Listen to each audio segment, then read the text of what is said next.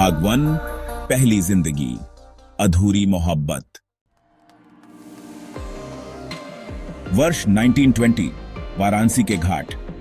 राजा महेंद्र प्रताप की बेटी राजकुमारी देवयानी अपने रूप और सौंदर्य के लिए प्रसिद्ध थी, लेकिन उनका दिल किसी और चीज में उलझा हुआ था, अर्जुन नाम के एक साधारण चित्रकार में।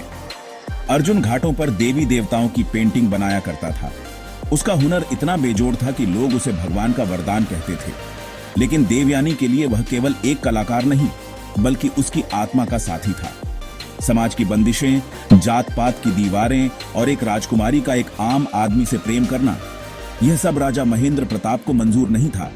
जब उन्हें देवयानी और अर्जुन के प्रेम का पता चला तो क्रोध में आकर उन्होंने अर्जुन को बंदी बना लिया और देवयानी का विवाह एक राज्य के राजकुमार से तय कर दिया। विवाह की रात देवयानी को पता चला कि अर्जुन को कैद खाने में झड़ देकर मार दिया गया। वह रोती रही, चीखती रही, लेकिन कुछ नहीं कर पाई। अर्जुन के बिना वह एक खाली शरीर की तरह हो गई। उसने अपने हाथों से अर्जुन की बनाई हुई आखिरी तस्वीर पकड़ी और गंगा नदी में कूदकर अपने प्राण त्याग दिए। हे प्रभु, अगर सच्चा प्रेम अमर है तो हमें फिर से मिलाना। भाग 2 पुनर्जन्म, दो आत्माओं का मिलन। 100 साल बीत चुके थे। वर्ष 2023 मुंबई। आरव मेहरा एक प्रसिद्ध पेंटर, जिसकी हर पेंटिंग लोगों के दिलों को छू जाती थी। लेकिन खुद आरव को नहीं पता था कि वह यह सब कैसे बना पाता है। उसे हमेशा अजीब से सपने आते थे। एक पुरानी हवेली, एक सुंदर युवती, एक दर्दनाक बिछड़ाव।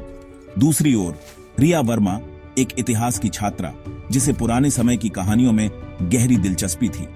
उसे भी अक्सर अजीब सपने आते, जिसमें वह किसी नदी में कूद रही होती और कोई उसका नाम पुकार रहा होता। एक दिन रिया और आरव की मुलाकात एक आर्ट एग्जीबिशन में हुई। जैसे ही रिया ने आरव की बनाई एक पेंटिंग देखी, उसके हाथ कांप गए। वह पेंटिंग थी राजकुमारी देवयानी की। रिया को समझ नहीं आया कि उसे यह पेंटिंग इतनी जानी पहचानी क्यों लग रही थी।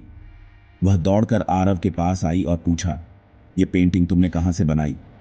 आरव खुद हैरान था। उसे यह चेहरा कहीं देखा हुआ लगता था, लेकिन कहां। वो दोनों मिलने लगे, बातें करने लगे और जल्द ही उनके बीच एक गहरा रिश्ता बन गया।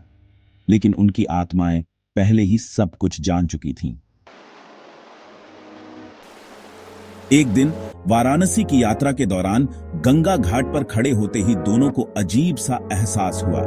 अचानक दोनों की आंखों के सामने पिछले जन्म की सारी यादें उभर आईं। अर्जुन का कत्ल, देवयानी का बलिदान और अधूरी मोहब्बत की पीड़ा। रिया की आंखों से आंसू बहने लगे।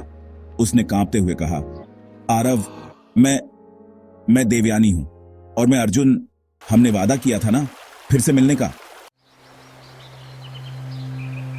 दोनों एक दूसरे की बाहों में समा गए और गंगा नदी की लहरों ने इस अमर प्रेम कहानी के साक्षी बनकर उन्हें आशीर्वाद दिया। इस जन्म में कोई राजा महेंद्र प्रताप नहीं था, कोई बंदिशें नहीं थीं, कोई बिछड़ाव नहीं था। इस जन्म में उनकी मोहब्बत अधूरी नहीं रही।